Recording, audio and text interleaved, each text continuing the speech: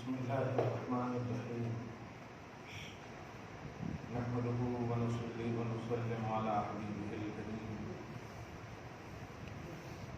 الأمين العزيز الرؤوف الرحيم وعلى آله وأصحابه الأفضلين الأكرمين أما بعد فأعوذ بالله من الشيطان الرجيم بسم الله الرحمن الرحيم وإلى عاد أخاهم هودا قال يا قوم اعبدوا الله ما لكم من إله غيره أفلا تتقون صدق الله العظيم. رسول برکت کے لیے درود شریف پڑھ لیجیے. اللهم صل على سيدنا ونبينا وحبيبنا مولانا محمد وعلى آله الكرام وصحبه الكريم وآله وأصحابه وسلم صلی اللہ تعالی علیہ وسلم. سورۃ الاعراف سورہ نمبر 7 کی آیت نمبر 65 کا درس ہونے والا ہے. گزشتہ درس میں بھی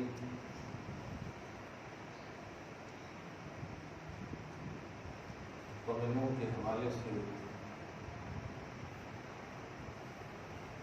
جو باتیں تھی تقریباً وہی باتیں یہاں اللہ پاک نے نوح علیہ السلام کو بھیجا اور قرآن پاک کی صراحت کے مطابق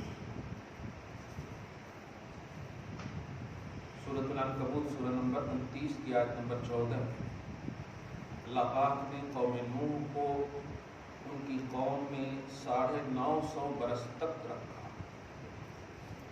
اور قرآن کی اگر لفظی صراحت دیکھیں تو ارسلنا کا لفظ جس کا مطلب یہ ہوتا ہے کہ 9.5 برس تک رسالت اور بعثت کے ساتھ. یہ عمر نہیں، رسالت کی. ارسلنا نوحا الی قومہ فلبث فیہم، ہم نے نوح کو ان کی قوم میں بھیجا تو وہ رہے ان میں 1000 سال -50. قرآن کا اللہ 50 عامہ بٹ قطر میں، لیکن 50 مطلب 950 برس تک وہ قوم میں رہے. میں اشارہ کر رہا ہوں، قید کر لیجیے گا.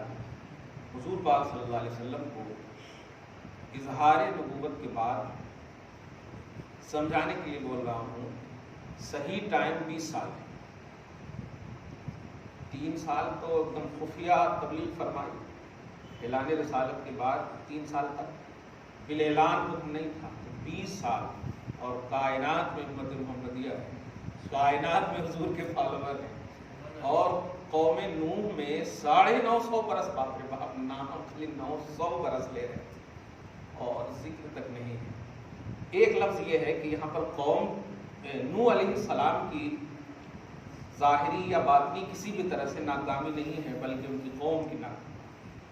ہر نبی اپنی قوم میں مکمل تشریف لایا، اللہ کی توحید کی امانت بن کر کے آیا. یہ سب سے اہم بات ہے. انبیاء اور رسول، انبیاء کرام اور رسولان اعظام توحید کی امانت بن کر کے.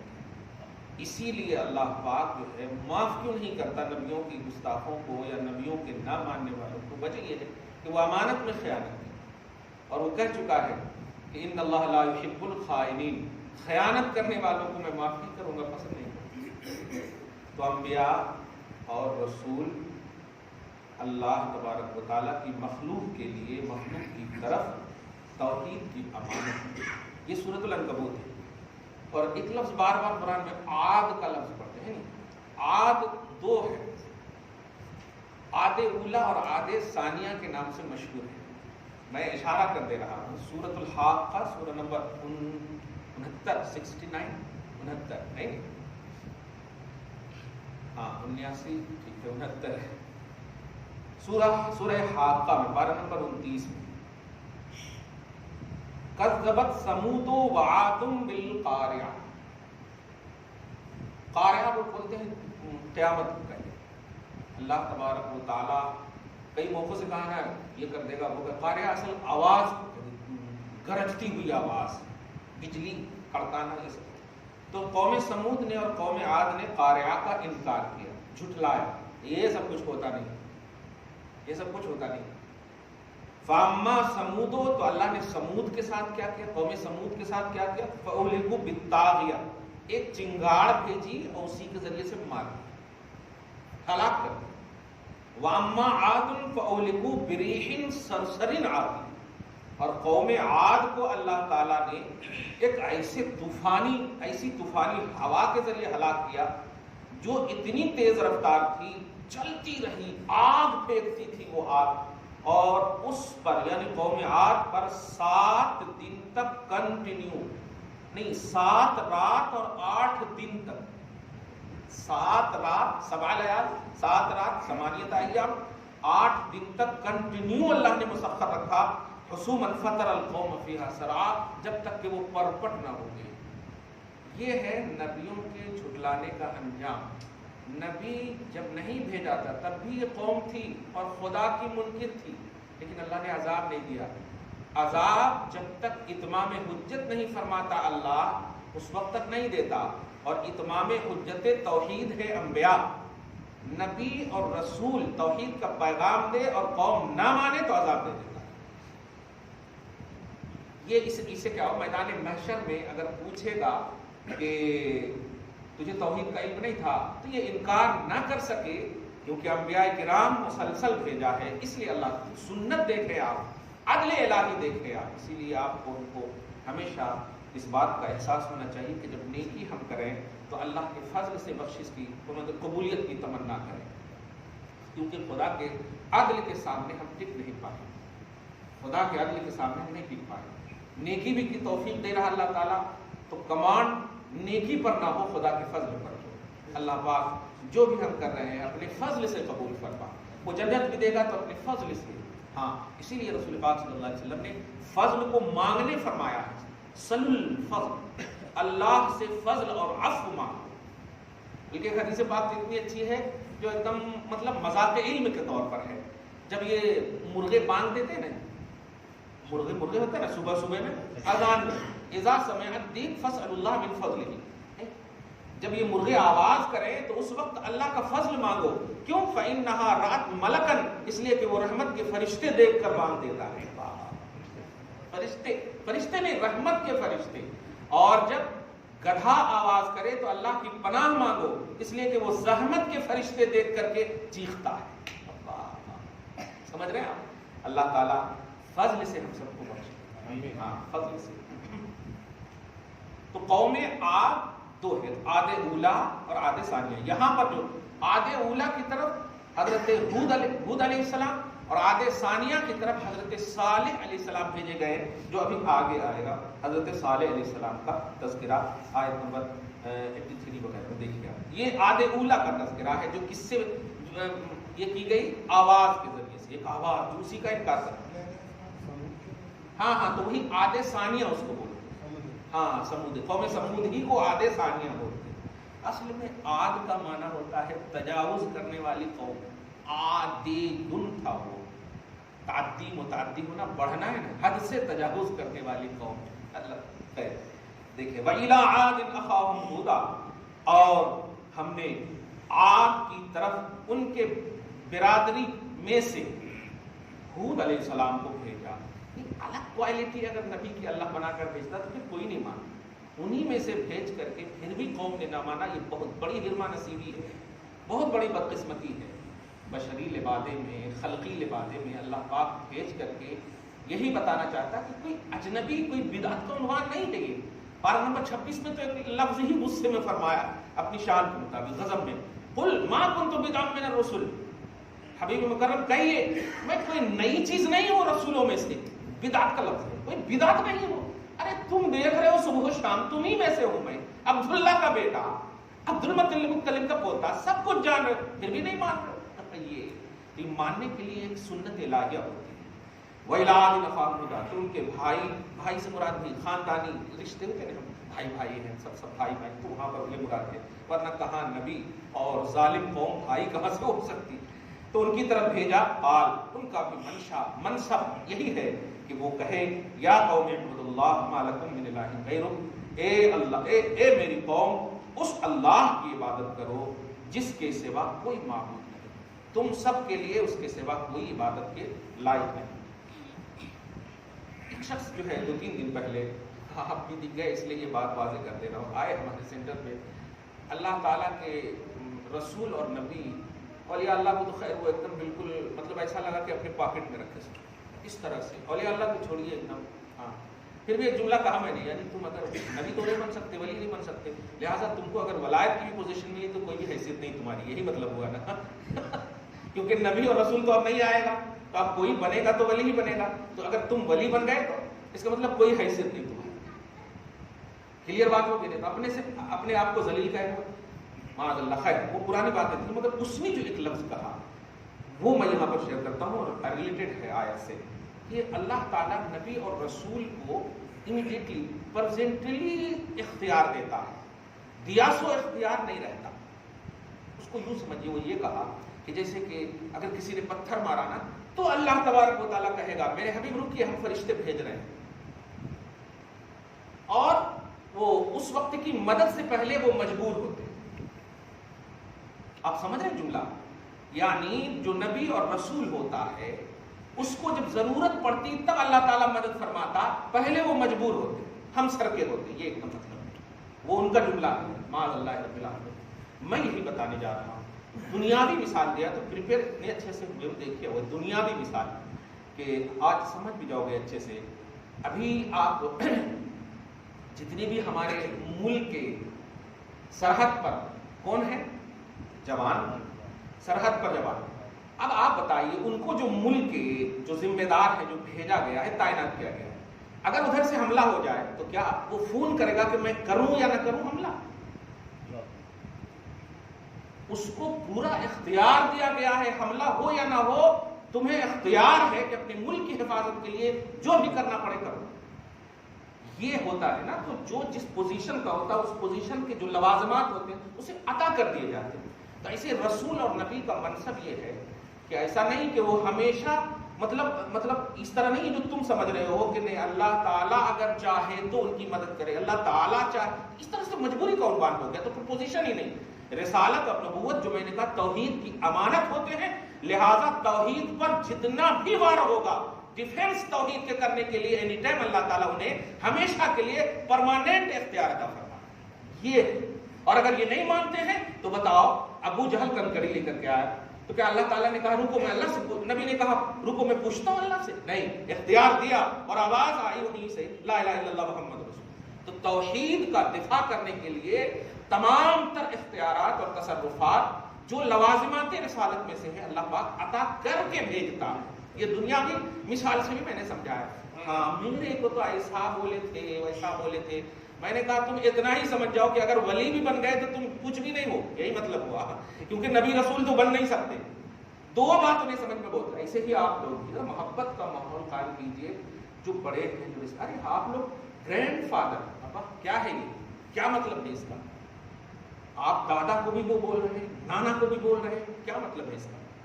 ایک ہی کو بھی بول رہے گرینڈ، مطلب عزت دار، یہی مطلب ہے اور کچھ نہیں کرتے. تو مطلب جس کی جو عزت ہے یار دو تو دنیا کو خالی دو گے، آپ خاندان کو دو گے. نبی اور رسول خلق میں سب سے عزت دار ہیں.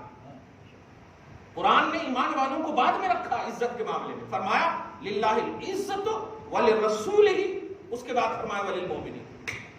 کیا مطلب؟ عزت کا، عظمت کا سب سے پہلا کانسیپٹ جو ہے توحید سے ریلیٹڈ، اس کے بعد رسول اور نبی ہے، پھر ان دونوں کو جو قبول کریں گے ان کو عزت ہے. اب آپ ہی بتا دو پھر آپ مومن ہو یا اوپر والی دو کیٹیگری میں ہو؟ اوپر تو ہو نہیں سکتے، اور مومن ہو تو ان دونوں کو قبول کیے بغیر ہو نہیں سکتے. پھر ایسا کیسے تصور؟ یہ بے ادبی کا شاخسانہ ہے. ادب کرو تو گھر ہی سے شروع کرو. آپ کمال ہے یار، بڑے افسوسناک پہلو ہے، اس طرح نہیں ہونا چاہیے. تو خیر یہاں پر آپ دیکھیں کہ اللہ پاک نے، میں بتا نہیں چاہ رہا ہوں کہ اللہ پاک نے رسول بھیج دیا. اب رسول بھیج دیا تو یہ نہیں ہے کہ ایک ایک چیز کر کے ایک دن کا کام یہ ہے یہ کرنا، دوسرے دن کا کام یہ ہے یہ کرنا. نہیں، جب تک تم رہو گے یہ سارا پوزیشن تمہارے پاس ہے، حوالے.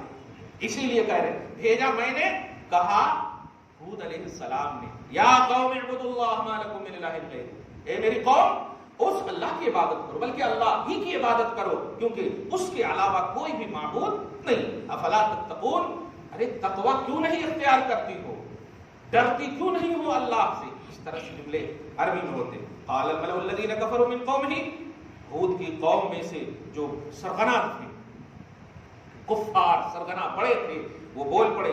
وہاں تو کیا کہا تھا کہ میں تجھے گمراہ دیکھ رہا ہوں. یہ کہا تھا نا اوپر, نوح علیہ السلام کو کہا, فتوے لگا. آج بھی آپ دیکھیں نا سڈنلی کیا ہے, خود بھی گمراہ ہے, ایک دوسرے کو گمراہ کر.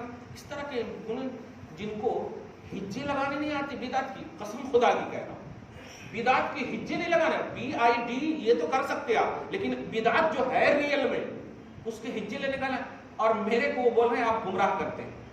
میں مسکراتے ہوئے یہی کہا, کوئی ایک بات بھی تو بول دو جو گمراہی سے ریلیٹڈ ہو, ایک بات بھی بتاؤ, اور میں اگر ثابت نہ کروں تو پھر بولنا. ایک بات بھی بتاؤ نا. خالی آپ کو آپ کے بڑوں نے کہہ دیا وہاں نکو جاؤ, ان سے نکو ملو, وہ لوگ گمراہ کر رہے ہیں, خالی ایسا بول دی تو ہو گیا. ارے ہر شعبے میں ہم نے کتاب لکھ دی ہے. تم نے بدعت کا فتویٰ لگایا, ہم نے بدعت کی حقیقت لکھ دی. تم گمراہی کا فتویٰ لگا رہے ہو, وہ تو لکھنے کی بات ہے ہی نہیں. ایک بات بھی تو بتاؤ جس بیس پر گمراہ کہہ رہے ہو. تو یہ علماء کو کیوں کہا جا رہا, کیونکہ اب تو نبی نہیں آئے اور یہ وارث ہے نبی کے.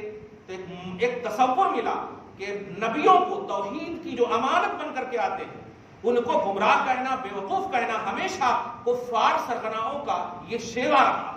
سمجھ رہے ہیں آپ؟ تو علماء جو حق کام کر رہے ہیں, جو ریئل میں صحیح کام کر رہے ہیں توحید و رسالت کے, ان پر بھی اگر فتوے لگے تو ذرا صبر سے وہ کام لیں. دیکھیے انبیاء کرام کیا جواب دیا تھا, میرے پاس تو گمراہی نہیں ہے. کیا جملہ تھا اوپر میں, نوح علیہ السلام نے کہا, یہ اسی میں جواب تھا کہ اصل میں گمراہ تو تم ہو, کیونکہ میں تو سلیکٹڈ بندہ ہوں. اس لیے حضرت ہود علیہ السلام کہتے نہیں, پہلے قوم کے سرغناؤں نے کہا انا لنراک فی صفاحہ. یہاں دیکھیے بڑی عجیب بات کہی, میں نے جو جملہ کہا ہے ذرا غور کیجیے گا. عرب کے بڑے بڑے جتنے بھی اپنے آپ کو سرغنہ سمجھتے تھے, بڑے بڑے ابو جہلی کرو جس کو کہیں, پارہ نمبر 1 کی 2nd پیج میں ہی آپ دیکھیں گے نا, نبی نے جب کہا تھا کہ آمنو کما آمن الناس, ایمان ایسا لاؤ جیسے صحابہ لائے, ہے نا. تو اب کیا کہا, انؤمنو کما آمن السفہاء. جملے پہ غور کیجیے, سفہاء یہ سفیہن کی جمع ہے. سفیہن مانے ہوتا بے وقوف, اور اس کی جمع ہے وہ سفہاء, تو مطلب بے وقوفاں. آج کے حساب سے ترجمہ کرو, کیا کہا, ایسا ایمان لاؤ جیسے بے وقوف لوگ ایمان لاتے. تو بے وقوفوں کا فتویٰ امت محمدیہ کے بھی جتنے بھی کفار سرغنہ تھے دیے گئے مصطفیٰ کے جملے پر. یہاں پر دیکھیے گا سنت کیا بات ہے. جب ہود علیہ السلام نے کہا تو کفار سرغناؤں نے کہا انا لنراک فی صفاحۃ, ہم تمہیں بے وقوفی میں مبتلا دیکھ رہے ہیں. کون اور کن کو کہا جا رہا, ہود علیہ السلام کو. اچھا ہود علیہ السلام اگر یہ کہتے مجھے پوجو, جیسے آج بول رہے ہیں تھالی بجاؤ, لوگ بجانا شروع کر دیتے, تو میں یہی کہہ رہا ہوں کہ اگر وہ کہتے مجھے پوجو تو ایک بات تھی کہ انکار ان کا کیا جائے.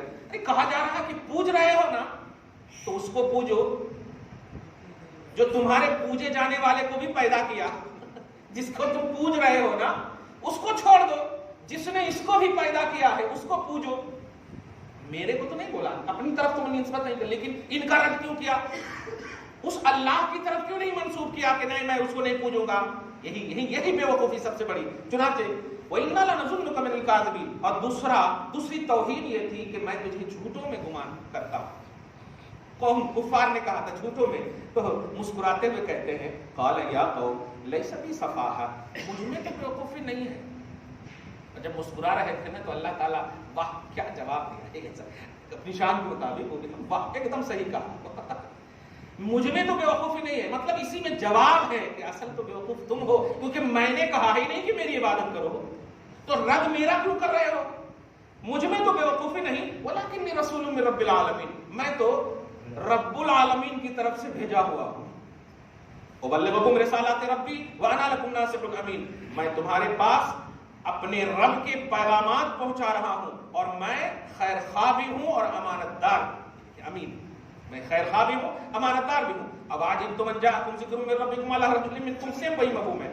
کیا تم اچنبے میں پڑھ رہے ہو, تعجب کر رہے ہو اس بات سے کہ تمہارے رب کی طرف سے تم ہی میں سے ایک شخص کے پاس, ایک شخص کے تھرو, ان کے ذریعے سے ذکر آیا. یعنی اب یوں کہ امت محمدیہ کو اگر دیکھیں تو قرآن آیا, ان کے نبیوں کو دیکھیں تو ان کے پاس جو پیغام تھا وہ آیا. یہ اور اس میں لِيُنذِرَكُمْ, تاکہ وہ ذکر جو ہے یا صاحب ذکر نبی تمہیں ڈرائے جہنم کے عذاب سے. اس میں تعجب کرتے ہو, لیکن سنو, وَاذْكُرُوا إِذْ جَعَلَكُمْ خُلَفَاءَ مِن بَعْدِ قَوْمِ نُوحٍ, نوح علیہ السلام کی قوم کے بعد تم میں سے یاد کرو کتنوں کو اللہ نے خلیفہ اور جانشین بنایا، بھول گئے؟ نوح علیہ السلام کے بعد کتنے آئے اور جانشینی دی، ان کی جانشینی دی. اب میں وہی تو کہہ رہا ہوں، اور انجام بھی دیکھ چکے. نوح کو نہیں مانا تو طوفان آ کر کیا کیا، بیٹا تک نہیں بچا. نہیں مانا تو سب دیکھ چکے ہو. یاد دلایا وزادکم فی الخلق بسطہ. اور یہ بھی یاد کرو کہ جسم و توانائی میں تمہیں وسعت دی ہے، موٹا تگڑا لمبا سب کچھ بنایا، بڑے ہائیٹڈ طاقتور. یہ کس نے دیا؟ کون دیا؟ وہی اللہ نے دیا تھا. اور اسی اللہ کو پوجو. نہیں پوج رہے، اپنے سے خرید کر کے لا کر کے اس کو پوج رہے ہو. کمال ہے. جو خود 20 روپے کا ہے اس سے 2 لاکھ روپے کی امید رکھ رہے ہو. کمال ہے. تو فاذکروا علی اللہ لعلکم تفلحون. یاد کرو اللہ کی وہ نعمت، بلکہ اللہ کی ساری نعمتیں جو تجھ پر کی گئی ہے، لعلکم تفلحون، اس امید پر کہ تم فلاح پاؤ، کامیاب ہو جاؤ. قالو، اسی سے ریلیٹڈ ہے، اس کو پورا کر دیتا ہوں. قالو اجئتنا لنعبد اللہ وحدہ. قوم نے کہا تم ہمیں ایسی بات کر رہے ہو، تم ہمارے پاس وہ باتیں لائے ہو کہ ہم اللہ وحدہ کی عبادت کریں. وَنَذَرَ مَا كَانَ يَعْبُدُ آبَاؤُنَا، اور باپ داداؤں کے معبود کو چھوڑ دیں، باپ داداؤں کے معبود کو چھوڑ دیں. فَأْتِنَا بِمَا تَعِدُنَا، اگر اتنا ہی کمانڈ ہے تیرے معبود پر. توہین دیکھیے یہاں پر، اور نبی کے ذریعے سے توہین ہو رہی ہے. توہین تو خفیہ ڈائریکٹلی طور پر کرتا تھا تو اللہ تعالیٰ عذاب نہیں ڈالا، لیکن نبی کے ذریعے سے کرو گے تو پھر دیکھیے. کہا فَأْتِنَا بِمَا تَعِدُنَا، تم جس عذاب سے ڈرا رہے ہو نا ہمیں، اپنے رب سے کہو کہ وہ عذاب امیڈیٹلی میرے اوپر لا دے. نہیں مانتا. آپ یوٹیوب پر ابھی بھی دیکھیں گے نا تو ہے، ابھی بھی کہتے ہیں قیامت آنے والی ہے نہیں، غزوہ ہند کچھ ہوگا نہیں، اب بس بلڈوزر کے لیے تیار رہو. اس طرح کی باتیں ابھی بھی کی جا رہی ہیں. سمجھ رہے نا؟ ہاں، اللہ بس مدد فرمائے مسلمانوں کی، اور صبر کا جو اللہ نے ہمیں دیا ہے دیکھ رہے ہیں الحمدللہ. تو فَأْتِنَا بِمَا تَعِدُنَا إِن كُنتَ مِنَ الصَّادِقِينَ. اے ہود لے آؤ، اگر تم سچے ہو نا تو جو وعید جو ڈرا رہے ہو نا جس چیز سے، وہ لے آؤ. اللہ سے کہہ کر کے حضرت ہود علیہ السلام مسکراتے ہوئے کہتے ہیں بڑی ڈھیٹ قوم کو، قَالَ قَدْ وَقَعَ عَلَيْكُم مِّن رَّبِّكُمْ رِجْسٌ وَغَضَبٌ. ابا لگتا ہے تیرے اوپر تیرے رب کی طرف سے ناپاکی سرشت میں، فطرت میں، اور اللہ نے غضب رکھ دیا ہے، تیرے اوپر ڈال دیا ہے. نہیں، پریکٹیکلی طور پر تجھے سمجھا رہے ہیں، ایک بات بھی اپنی ماننے کی نہیں کہہ رہے ہیں. اللہ کی مانو جو تمہارا رب ہے، تمہارے معبود کا رب ہے، جن تمام کو تم پوج رہے ہو. تم اندر یہ بول رہے تھے، لگتا ہے امپاسبل. اس طرح سے تجادلوننی فی اسماء سمیتموها انتم وآباؤکم ما نزل اللہ بہا من سلطان. تم مجھ سے ان ناموں سے لڑ رہے ہو، ان ناموں کے سلسلے میں لڑ رہے ہو جن ناموں کو تم نے رکھ لیا ہے. یہ میرا چھوٹا معبود ہے، یہ میرا منجھلا معبود ہے، یہ میرا بڑکا معبود ہے. ان کو پوجو گے تو منجھلے تک پہنچیں گے، ان کو پوجو گے تو بڑکے تک پہنچیں گے، اور ان کے پوجو گے تو وہاں تک پہنچیں گے. اور ان تینوں کو چھوڑ دو نا یار، وہیں تک پہنچ جاؤ نا جلدی. تو اللہ پاک کے نبی کہہ رہے ہیں تجادلونی، تم لڑ رہے ہو مجھ سے، مجادلہ کر رہے ہو. فی اسماء، ان ناموں کے بارے میں، سمیتموها، تم نے جن ناموں کو گڑھ لیا ہے، وآباؤکم، اور تمہارے باپ داداؤں نے، ما نزل اللہ بہا من سلطان. دکھا دو اگر اللہ نے کوئی سند نازل کی ہو اس کی تو دکھا دو. اتنا واضح درس، الحمدللہ اتنا واضح درس ہے.